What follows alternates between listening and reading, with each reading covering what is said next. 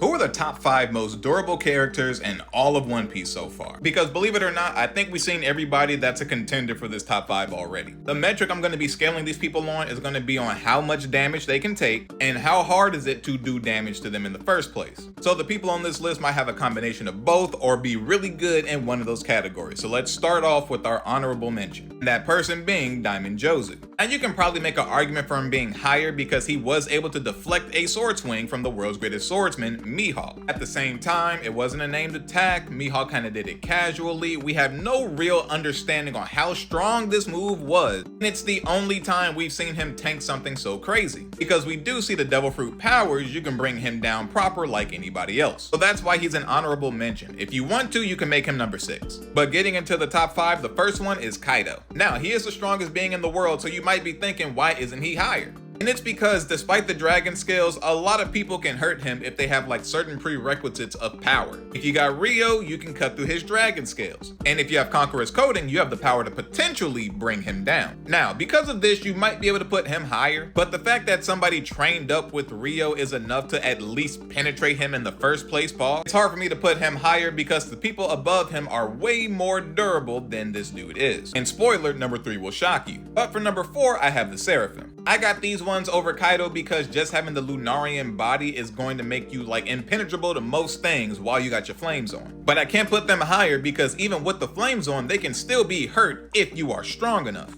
Granted, anytime they got hurt with the flames on, they recovered very quickly afterwards, so it doesn't do much damage to him in the first place. And as we saw with Zoro versus S-Hog, I would imagine him sweating here means that he understands Zoro has something in his pocket that can hurt him, which we know is true because Zoro did cut down King before. And I also won't put them higher because as we learned from Vegapunk, they are still very young. As such, there are certain things that he won't even test out on them like the lasers because he knows the lasers will take them out. As durable as they are being Lunarian, they are not as durable as they're going to be yet. Now for number 3. Believe it or not, I got Blackbeard. I know, you see him take damage all the time, but that's the crazy thing. He takes double damage whenever he takes damage. Yet despite that, have you ever seen anybody put him on his ass? I haven't. What do you mean you take bonus damage from any attack you get hit with and you took an awakened attack from Law of all people and you just get up smiling? Granted, I shouldn't be surprised because when Whitebeard grabbed this dude by the neck and quaked him point blank in the face, he still got up afterward to not only kill Whitebeard and take his Devil Fruit, but then go on to fight Garp and Sengoku right afterward. This dude is a monster for some reason. As Marco said, he has a special body. His body's unique. What do we know about that? Nothing. All we know is whatever he has been hit with so far, despite the fact he takes bonus damage, he has not been able to get put down yet, and that's terrifying. Depending on what it actually is though, you can make an argument for him being higher or even lower. For number 2, I got King the Wildfire. Some of you might be wondering why did I put him at 2 when I got the Seraphim down at 4? While they both may be Lunarian, King is also an ancient Zoan on top of that Lunarian DNA. Moves that Zoro uses that King can block with his arms, his wings, the Seraphim like S-Hawk needs to block it with a sword, and even then he is still sweating. Meanwhile here, Zoro is shocked that King is even blocking with his arms. He's like, wait a minute, I'm using one of my strongest moves, and he basically did this and blocked all of it. And while I'd love to put him at number 1, it was clearly shown that to hurt a Lunarian like this, if you have Conquerors, you can probably do it. And I know at the end of the fight, King turned it off to attack Zoro with it because he didn't know that this dude could cut through fire. But earlier in the fight, he fought Zoro mano a mano with the flames on and was still blocking.